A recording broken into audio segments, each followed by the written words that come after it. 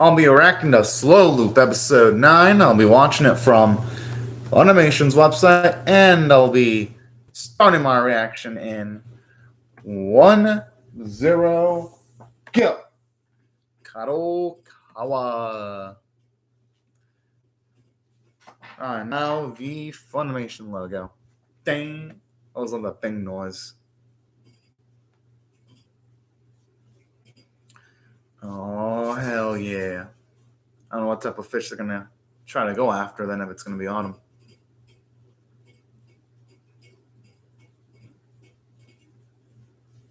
I'm sure something's going to disturb her peace. They're probably going to be her pops. Oh, or her friends.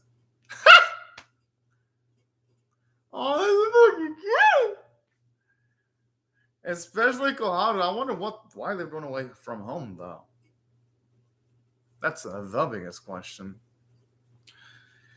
Considering that our girls have an amazing relationship with their parents, I'm kind of shocked that the thought of running away from home would actually be on their minds. Huh.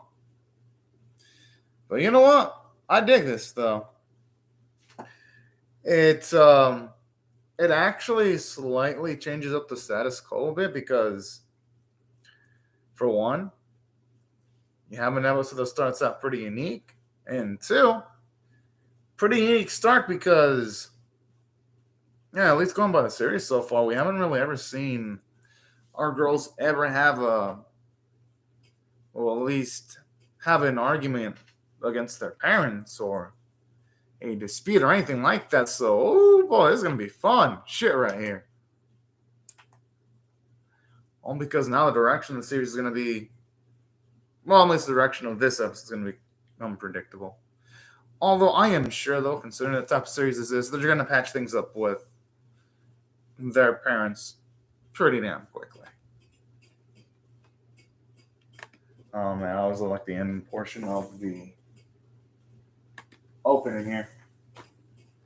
I want to go on a camping trip. Good thing that showed up during the opening.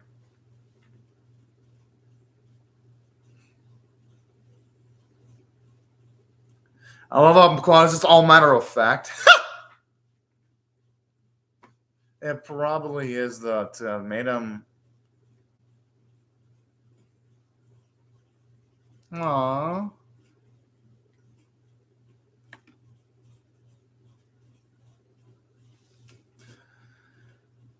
I mean, I could see the man's concern, though, when it comes to that.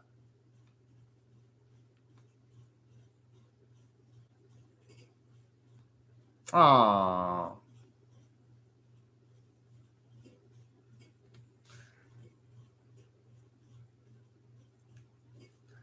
I mean, yeah, but technicalities majority rule would win. Damn! But I can see why he'd be paranoid, though. Oh. I mean, well, yeah, I mean, she is a strong lady, though. Aww. I like how now she inputs in I'll get better grades. Yeah, I'm trying to run with food now. Holy.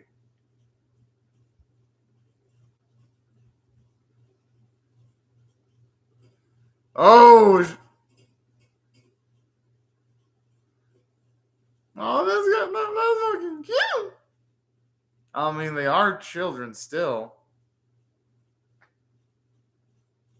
Nah. Koharu is truly a child. And that's not a bad thing. I mean, she is still a child. I'm just saying.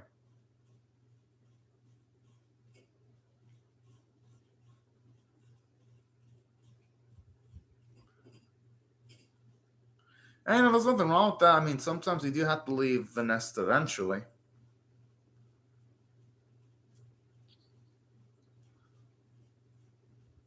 I mean, hey, hopefully you can take from this boy's example here. Shit, he's on a whole nother level when it comes to responsibility.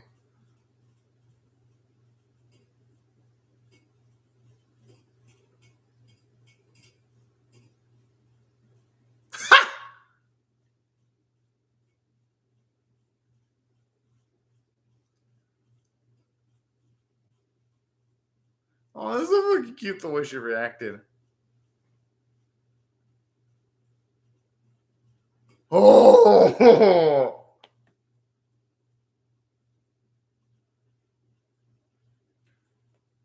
she is right though.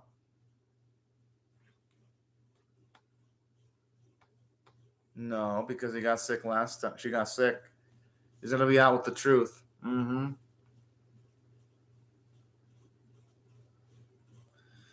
And she's right. As much as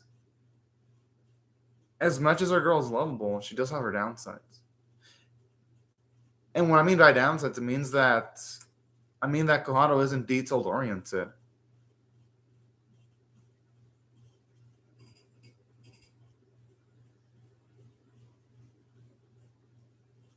Hmm.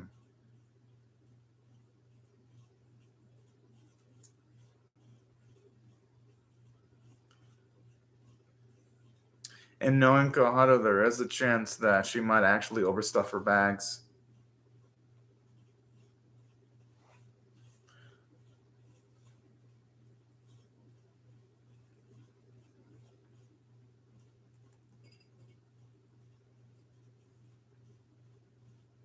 Oh, I love how her girl's like writing all this shit down. It's fucking cute. Oh, and seeing Koi's mother smile is its own bit of cuteness too.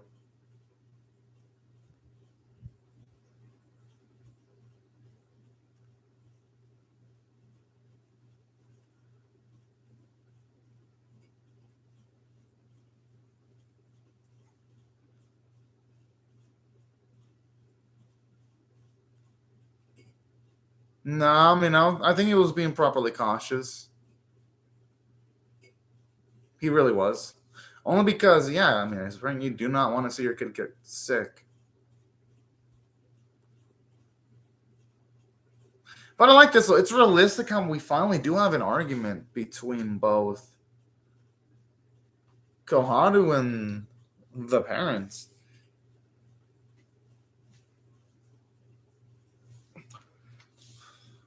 I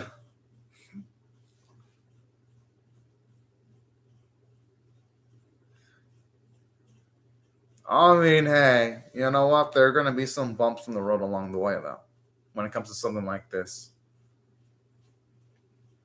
Hmm. Well, who could say no to her?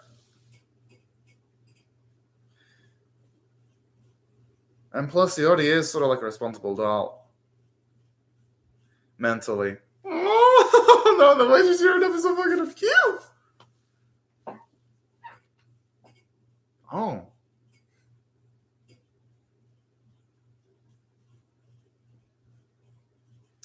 Oh my. You're just like a magician with the words here. And being able to convince our girl's papa.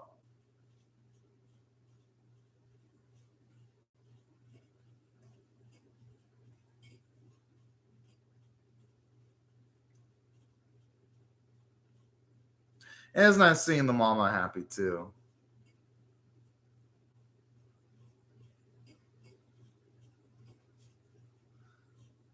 I mean, hey, it's a part of the ladies growing up, though.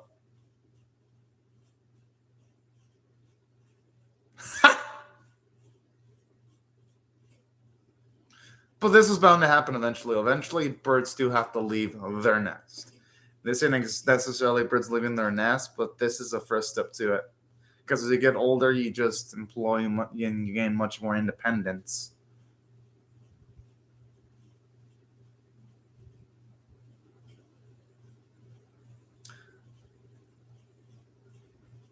Well, yeah, I mean, but that's also sweet too. It shows you character in him because now he already has his own daughter too.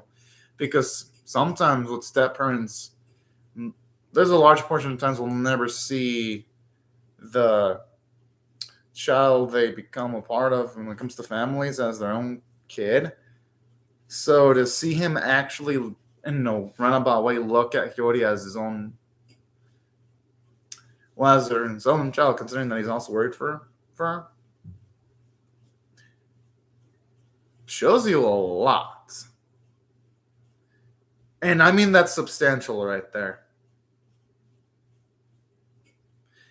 And that's what makes that scene really good.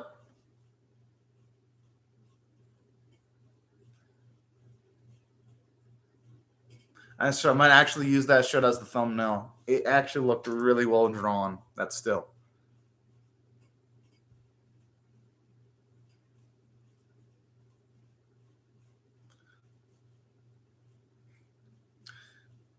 And it's nice seeing them just do things like appreciating nature too. That's something that I really dig about the series because don't get me wrong, I love the fishing aspect of it, but in them sometimes enjoying the sights, it does. Aw, I swear, seeing it react like that. Oh, it's just a little bundle of joy on screen.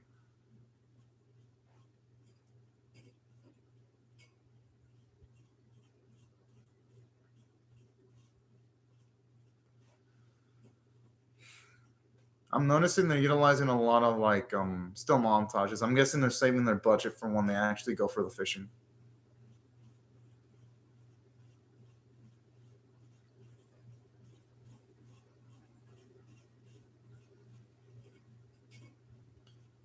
Shit, the place looks fucking comfy. Yeah, if they wouldn't have electricity and things like that. I mean, they probably would, but they won't have things like Wi-Fi. At least seems like that spot doesn't have a lot of Wi-Fi. I mean, yeah, and I like how it was. And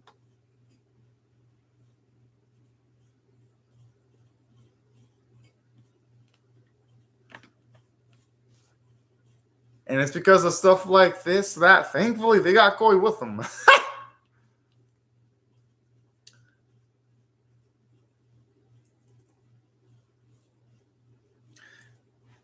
It's actually always nice seeing these bits where you just see Koi relaxed. Really fits in her personality too, considering that she just loves the quieter moments sometimes.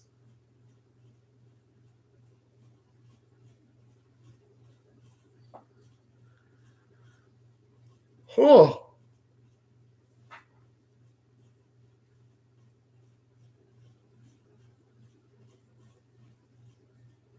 Oh. I mean, I wonder how that relates to things, but hey, that's good to hear. I'm assuming that was salmon real. Oh, never mind. I guess I was wrong there.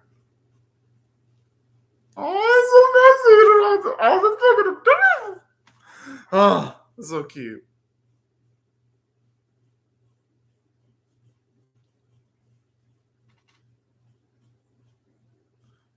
Damn, them they have been hungry as fuck then.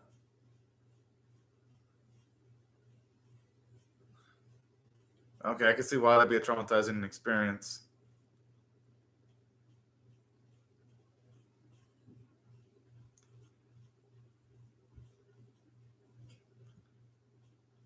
I mean, it's the circle of life, though.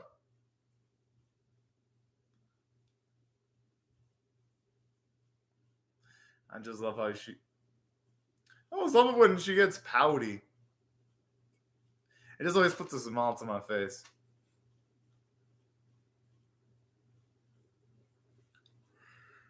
I just wonder how it would feel to utilizing that egg, though.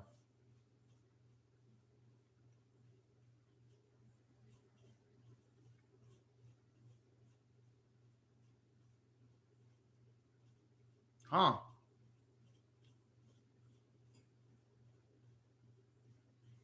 Oh, yeah. Well, damn, that was quick. Yeah, you can definitely tell this episode's having at least a bit of production issues. Even when she says it might be using the thought, like she's in like a complete still, and when they captured the fish, it was also a still too. I mean, it makes sense that eventually we were going to have a bad looking episode in the series eventually, though, because, well, I wouldn't say the art quality is bad. The art quality is still the same. I mean, bad in the case of there aren't a lot of animated frames. Like, because of the early episodes when the fish was captured, you would see the movements of the fish when it was caught on the fishing rod or when it got the bait or things like that. They're not really doing it this episode, but I'll give the series a pass because it has mostly looked good. I'll only be concerned if it looks. Yeah, again, you don't see much movement with Koharu, or in the earlier episodes you saw her full-on movements. Oh, again, another one.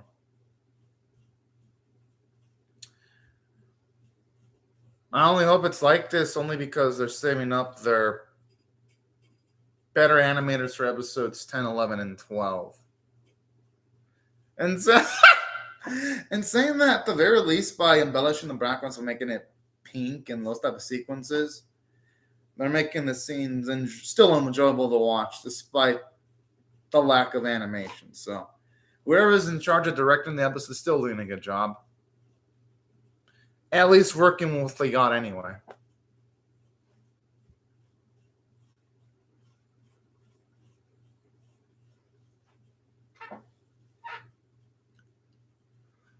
Oh. Damn, it's nice to see some character development and seeing her give some advice. It's fucking cool. Actually.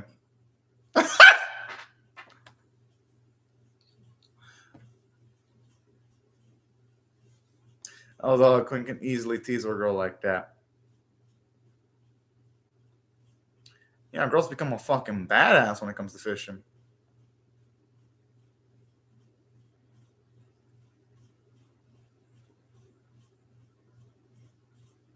Aww.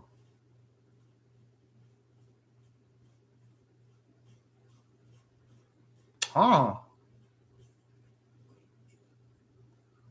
I mean, because when you capture a fish, it's just so damn satisfying. I can honestly see the appeal here.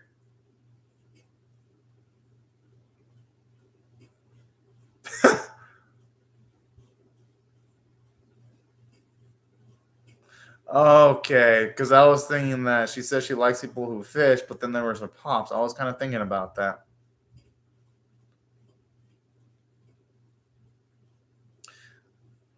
At least we got clarification there. Oh man, that looked damn good.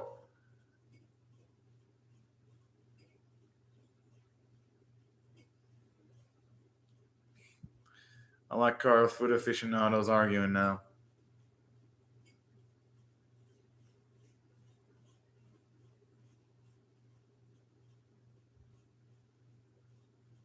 Yeah, even with the way she's cutting, instead of like just moving the hand from like one direction to the next by cutting it with the knife, it looks like no, the animation is her just putting the knife in like the same direction, but we're seeing movements in the onions.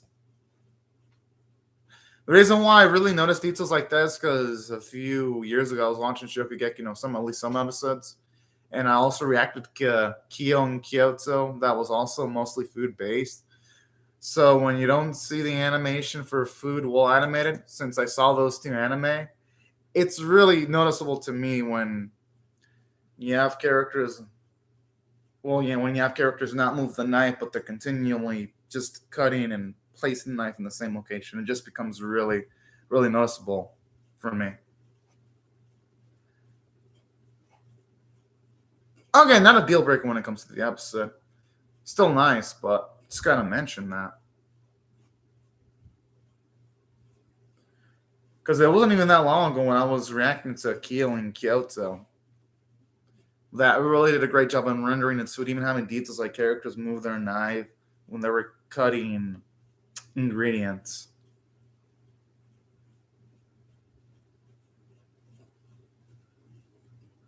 Ducks. Yeah, I wouldn't mind hearing relationship talk here.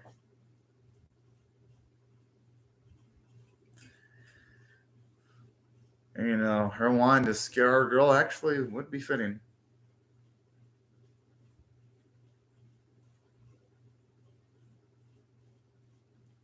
I like how even the music sounds horror based too.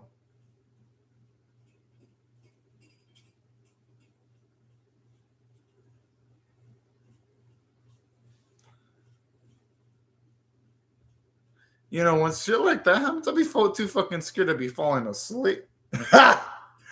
Yo, I love the fear in their fucking eyes. Okay, got it. I like the facial expressions in Guado's face. Damn, that baby looking fucking badass. Whoa.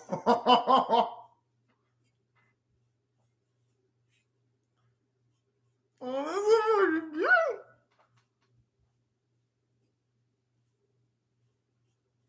I mean, hey, you know what they say? Be careful what you wish for.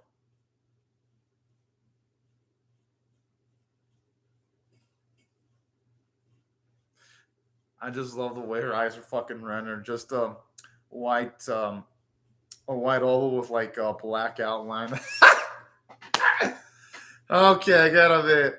This is a perfect example of, again, the director, whoever he or she is, they know how to make it work with the resources they got. My goodness. Like direction in this episode.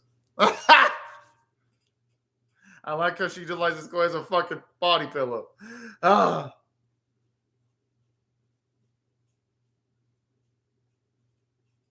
And this is why Koi should have just went with the relationship talk. Oh well.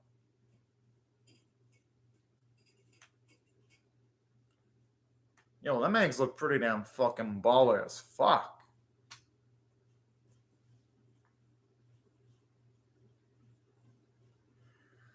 Oh. Oh, it's over? Oh shit. That was quick. Kind of wanted to see him go to the hot springs, but who knows? Maybe they'll actually have it in the next episode. And maybe this will end up being a two-parter. Which, if that's the case, all right. That's fine by me. But overall, this episode was damn fucking good. I'm going to give this one an 8 out of 10. Now, let me explain why I'm going to give it a high score despite the animation issues apparent in the episode. Because if we're going by technicalities, yes, this is probably, from an animation standpoint, it's probably like the most poorly produced slow loop episode. I'm just being real with y'all. But here's where the script made up for it. It makes the relationship that Kohato and Yori have with the parents much more realistic, and seeing Kohato actually argue with their pops. I feel that's realistic because had this series have never had any of these two characters argue with the parents, it would have felt really, really unrealistic. Well, no, I wouldn't have really felt that unrealistic because it's a slice of life series. But to have that extra layer shows you how much the writing staff cares and making sure that the relationship that the girls have with the parents really does feel authentic, and seeing things like arguments arising sometimes. So I love that attention to detail there. And something else. Oh, it's so nice seeing the love there in the 80s. Okay, now it's back.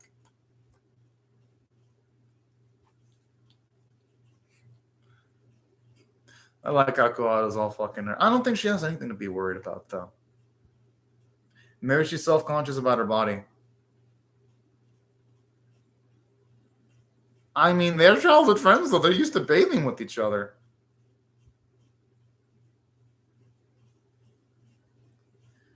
You know, I wouldn't mind seeing another trip between these three in a future episode. All right, looks like we're going to get more new characters introduced. All right. Aw, I love how Futaba looks so fucking happy. Oh, I wonder why we're getting an overprotective friend there. Okay, next episode looks fantastic. And the animation quality looks way better, too. You can definitely tell that a lot of effort is going to be put into the visuals for next episode. All right. Now, aside from there being naturally introduced conflict in the narrative, something else that really made the episode nice was just the humor, though. Like when Kohato was asking to just have a conversation with Kyoi so that she can fall asleep easier. I just love the fact that her girl got way more than she fucking bargained for with getting that scary story, and then afterwards she couldn't fall asleep. It actually made her situation worse in that instance because she couldn't get a lick of sleep easily anymore for that specific night. And that's something I dug about this episode too. Whenever you see like Koi's teasing side, it's just absolutely fucking adorable. And that's why I thought the running quality of the episode was great. Like, the jokes were really, really well timed. And plus, it's always nice getting to just see, like, any slight bits of flashback that shows off the pops of Quixote. It's always a treat seeing him on the screen. And then, aside from that, it was even nice, that little joke when we see how traumatized our girl Cotto is when it comes to, like, looking at fish eggs and to see him utilized as bait. That's so nice and random as fuck, but fitting too. So that's why I thought the writing quality of the episode was really fucking good. And from a character standpoint, it actually does a lot. We do see that sometimes when it comes to Kahano, yeah, you push her buttons in a certain direction and she gets fucking pissed. And I like that. And I even like the stance that her pops has too, where even though, yes, Kahano's a bundle of joy, he ain't gonna let his daughter do anything she wants. There are some limitations for him. And I love how it took God and Hori essentially making a detailed plan of what they're going to do on their trip to convince Kato's pops to let her girls go on the trip. That was also really damn sweet. Because, in a way, it also kind of does show you Kahana becoming a little bit more responsible and helping make plans to go on a trip. And I even love how this episode emphasized that her planning was imperfect, because I love this little detail where it's like, when they go inside of the camping lodge, they realize they could have eaten there instead of on the train. So those little details really make the episode nice, because it shows us that Kahana and Yori, they're still a work in progress when it comes to planning things out. So it makes them feel realistic. And by association, even though they didn't give much way in the bit of character development for, say, Hiyori didn't need to, because in Runabout, they get some character development to Koharu's father, just seeing how really protective he was. And I love how this is bouncing off the previous episode when, Uncle Koharu did get sick. And I love that. The concern he had for his daughter was pretty realistic, all things considered. And I even love the contrast between the parents, because then you see the mother of Hiyori being all gung-ho about them going on a trip. And that's what I love. Just the differing personalities make the episode really nice to watch, actually. And by association, something that I also liked was just seeing more characterization for Kyo, how if she gets slightly annoyed, she will do like the whole approach of teasing y'all. Like, for example, I love how in the specific episode, she goes with telling that little horror story towards Koharu when she gets annoyed that she can't go to sleep easily. I thought that was fucking awesome. And I love the consequences of that, because afterwards she's used as a fucking pillow for making that viciously scary story, at least towards our girl Koharu anyway. And that's what I love. Just seeing the nice comedic chemistry between the girls makes me appreciate the relationship more. I'd say the only downside was the animation quality in the episode wasn't good. Let's just be real. Like, every single time they capture a fish, it was a still. Versus the early episodes, when they were capturing fish earlier, there was full-on animation. But that's like the only downside in this episode, because the script was fantastic, made up for the lack of nice animation quality. And the voice acting was really damn good too. So there was at least a lot of effort put into the episode, regardless of the fact. And the directing was nice. And that's why if I had to rate the episode overall, still gotta give it an 8 out of 10. But anyways, right before I go, I'll say thank you very much to Della Alaman. Thank you all very much for calling in the live chat. Thank you everyone else for watching my video. Hope you have a fun, great, safe, and fantastic day. And I'll see y'all later if you come back for more, everyone. And have a great, safe, and fun day and night, y'all. Bye-bye.